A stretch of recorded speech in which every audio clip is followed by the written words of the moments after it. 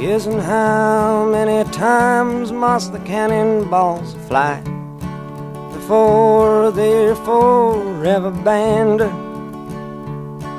The answer, my friend, is blowing in the wind. The answer is blowing in the wind.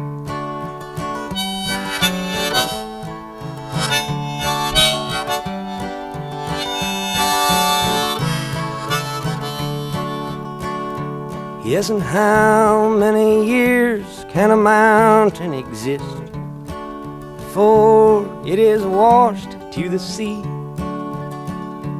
Yes, and how many years can some people exist before they're allowed to be free?